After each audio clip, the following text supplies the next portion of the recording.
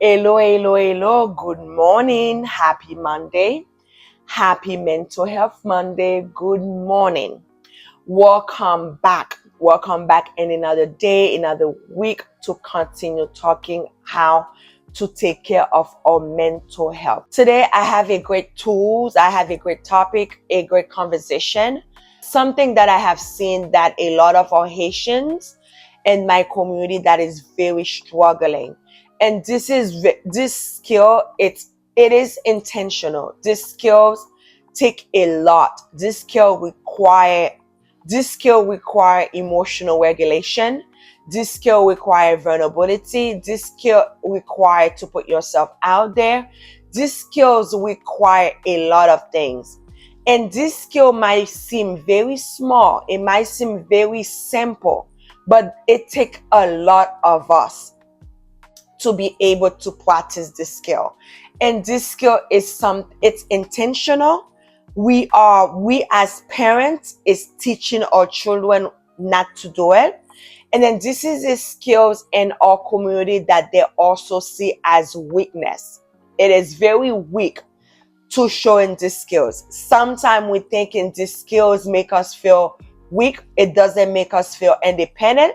It doesn't make us feel strong. Sadly enough, is the opposite of it. Before I start and talk about the topic that I bring for today, I always asking you guys, I normally take this time in my video to ask you guys, what did you do last week to take care of your mental health? What did you do? Because I'm encouraging you every week, every hour, every day to be intentional about implementing something to continue taking care of your mental health. So something that I did last week to take care of my mental health, I taught that in my last video. It's how to express my feelings, how to identify my feelings, and how to verbalize my feelings, how to sit in my emotion. That's what I did last week. I used the wheel. If you wanted to know a little bit more about this, you can check the video that I dropped last week. So I use the wheel and I every day identify what I feel, and then I sit on it, I verbalize it, and I express my feeling with someone throughout the week. That's what I did to take care of my mental health last week. What did you guys do to take care of your mental health last week? So last week, I express my feelings, I identify my feelings, I sit on my feelings, I feel. That's what I did. So this week, the topic that I want to talk to regarding this week is asking for help. Don't you ever ask yourself, why is it so hard to ask for help? Why is it so hard to ask someone for support?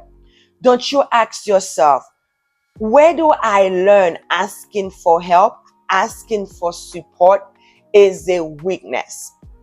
Where did I get that from? Where did I learn that? Normally in therapy, and I'm smiling because a lot of my patients always, like sometimes they will come to me and say, oh, I know what you're going to say, Krista. Where do I learn that from? Because I like asking people, where do you learn that from?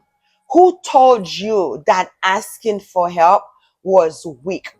Who told you that asking for help, it's not independent? Who told you that asking for help, it's not a good thing? Like, where do we learn that from?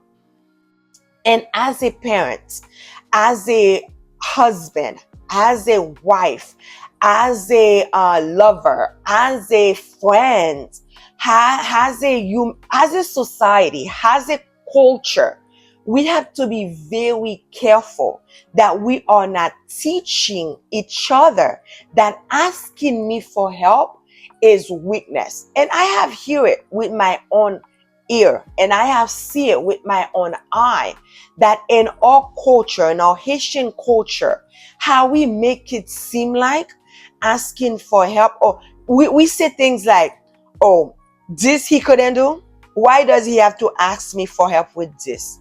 Or this one's always begging, they're always asking for help. Or Why do you ask them for help? Couldn't you do it yourself? Like this you couldn't do yourself? Even this you couldn't do? You have to ask. I have heard it in my own household that, oh, even this crystal you couldn't do by yourself? That you have to ask for help? Or sometimes we go around it. We say things like, didn't you see me needed your help? Like we make it like a curse. We make it like an argument instead of asking for the help. We have to be very careful that we are not teaching that in our culture. Imagine a child that is lost in a store. Instead of that child to ask for help, that child start crying. Would you say that is a strength? Would you say that is strong? That a child that got lost in Walmart or in Publix, they're just crying. Would you say instead of your husband asking for help, he get lost for 3, 4, 5 hours? He's going circle and circle and circle.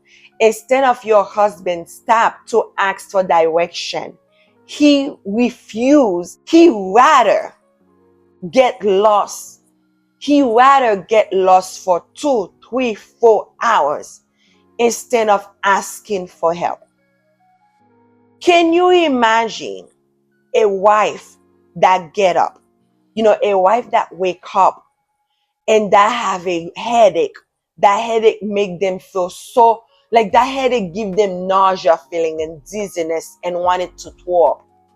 But instead of asking that husband, hey, can you help me dropping the kids to school because I do not feel good? Or hey, can you help me cooking this meal because I do not feel good?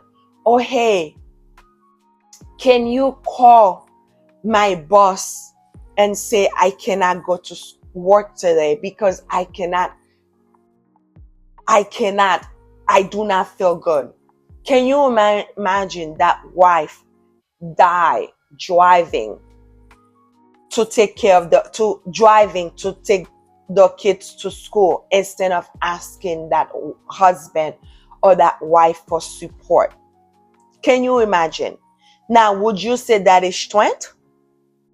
Would you say that is independent? Learning and knowing, asking for help, it's actually and I understand it take a lot more than we say. It take a lot more because if you are able to ask for help, you need to know who can help you. You need to know how to be vulnerable. You need to know how to express your emotion. You need to know exactly what you need. You need to expose yourself. There's so many other skills. It takes a lot to be able to ask for help. And you have to be able to be comfortable. You even need words. So communication skills, effective communication skill that you will need to be able to ask for the help. So think about it. Is weakness or strength? If I'm able to know what do I need in a certain situation, is that strength? Is that independent? I remember when I was a boss, I was doing the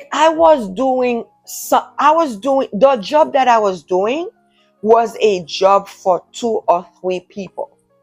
And instead of asking my boss for help, I almost died. I was 130 pounds, have hypertension. I almost died because I could not create effective communication.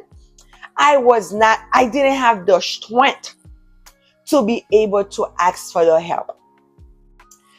When I used to work with substance use, PTSD, foster care children, that was a skill that I was teaching people to learn. I was teaching people how to ask for help because that was a part of seeking safety. So for you to be safe, for you to be secure, you have to learn how to ask for help. like as a parent who's raising your children, for that child to be saved, if your child going to get lost in a market, for that child to be saved, you have to teach that child how to ask for help. If let's say there is something that's going on, like I know right now you guys always hearing something is going on in the school. Now think about your child that go to the school and there's some crazy thing that's going on at that school. For that child to be able to seek safety, that child need to know, who am I going to ask for help here? Am I going to ask another adult? Am I going to ask another student for help? So for that child to be able to seek safety, that child needs to learn how to ask for help. So asking for help is strength. Asking for help is strong.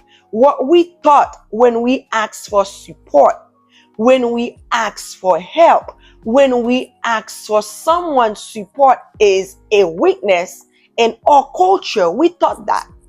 We really thought that.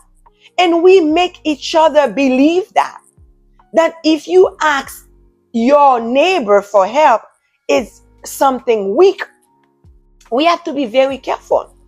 And when someone asks, and I know I do it often, when someone said, like like let's say if I go to a funeral and I tell someone, I am here if you need my help. If you need my support and you need my help, I am here. Now, you have to know, it is my job to know when I need Krista's support. Sometimes we believe in our culture, we make our children, we make ourselves, we make each other believe, no, she just said that, but she doesn't really mean it. She just said that if you need my help, you can ask me. But she doesn't really mean it. And we will not ask. We will die before we ask someone else for our help, for our support. The other day I was sitting there and watching someone struggling. Like they couldn't walk properly, and they are struggling to walk properly. And I came and said, do you need my help? And they're like, no, because we do that. When clearly I was watching the person need my help. And then they get there, and then that person swear that was strong. No, that's not strength. Because if they accept my help and they will hold on to me, that is more strength, because they know what their body need. They know what they need at that time. So how are you going to learn how to ask for help? It is skills. It's something that you need to put intentional. Okay? So first, for you to learn how to ask for help, first you need to understand, you need to be able to identify what exactly that you need in each situation. What do I need? And then the next step, you need to know who can help me. Who can help me? And then you need to have the effect, like you need to have the language. You need to have the words. You need to have the vocabulary to be able to ask that help. Like for example, if I came, like, I don't have children, I don't have husband, I'm single, I live alone. But for example, I'm taking this example. Like, let's say if Krista have 5 children, have a husband, and Krista come from work, and then Krista went to grocery shopping, and Krista buy a bunch of things. And Krista get home, and she carry a bunch of bags. She carry like 20 bags inside of the house. And then she said, you guys didn't see that I need your help? That's not the vocabulary. Okay? The vocabulary is you grab a bag or two, you grab what you know it's enough for you. Because in that process of asking for help, you need to know your capacity. So I grab maybe 5 bags that I'm able to. And when I come home and I say to my husband, babe, can you please help me? Because you have to be specific when you're asking for help. Can you please help me carrying a couple of bags, a few bags inside of the car? And when you ask for the help with your children, you have to be specific too. You have to say, Mike, can you grab 2 or 3 bags for me in the car? Or can you make a couple of trips? Because your kids can do that too. Sometimes your kids can go, they grab 20 bags. You never see that? I have seen that. I was raised with a couple of kids. Well, like my parents have 5 kids. Sometimes if my mom come with the bag, and then my little brother will grab 20, and then sometimes he whip the bags because he did not know his capacity. And we all were coming to help, but he did not know, like, I don't need to grab all 20 bags. I can grab 5 because Krista going to come help me. Everyone else is going to come help me. In our language, we say l'union fait la force, but we do not know how to ask each other for help. We do not know hands will make us stronger. It's not just you yourself. And it's something we learn in our culture. And then we teaching it to our kids that you do not need to ask for people for help. You can do it all by yourself. So when you are learning to ask for help, I want to review it. First, you need to know exactly what I need help for. You need to know that. You need to know who can I ask help for. You need to know how am I going to ask for the help.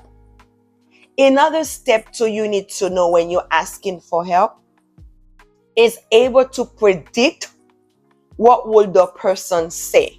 That is a skills. Like if I ask Krista, can you help me carry this? I need to be able to predict what will be Krista's answer. Will Krista say, I can't? If Krista say, I can't, that's another thing too in our culture. The minute someone say no to us, we like, why? Why did you say that's why I will never ask for any more help? You say like we keep grudge. No, 99% of time when someone say they cannot help us, it's their own problem. It's their own personal issues. It is not because it's not a rejection. It's not because you're not loved or you're unworthy or the person, it's not about you half of the time. It can be about the person half of the time. So you have to predict there is different answer. Not asking for help make you feel you hold grudge. You do not have intimate relationship with anybody. Tell me, let me know. You who never ask for help, who always feel like I'm going to be strong, I will never ask anybody for help. Let me know. Tell me, how is it going for you? Put a comment. Is it going so good for you? It's going really well for you? How is it going? Let me know. Because not asking for help make you keep grudge. You make, like, I hear people say it all the time. Why can't he knows how to help me? Why didn't he knows? Like I never asked him, can I help him? I just do it. But why doesn't he know he can? It's not, everyone is not like that. We have to learn. The more we learn how to ask for help, the vocabulary, the more you will see people will know how to help you. If you teach your children, I need help, you will see it will be easier for your children to learn. I'm going to ask mom, can I help you here? Because you teach it to them. But if you always do it yourself, and then when your mind is asking you because sometimes I'm seeing it. Sometimes your child will be like, Mom, do you need my help? No, I don't need your help. You always reject them, even if you're dying. Or sometimes if they come help you, you want them to help you exactly how you should do it. Then you make them learning, I shall never help people because they want it a certain way, and I can never reach their potential the way they wanted it. You teaching it. We're teaching it in our culture. We're teaching it in our household. We're teaching it in our society that we do not help each other. And I'm here to tell you, as a human race, we need each other to help each other. We can never do things really alone. We are people. People, we need help. So this is where we're going to end our video for today. I do hope someone learned from this. Okay?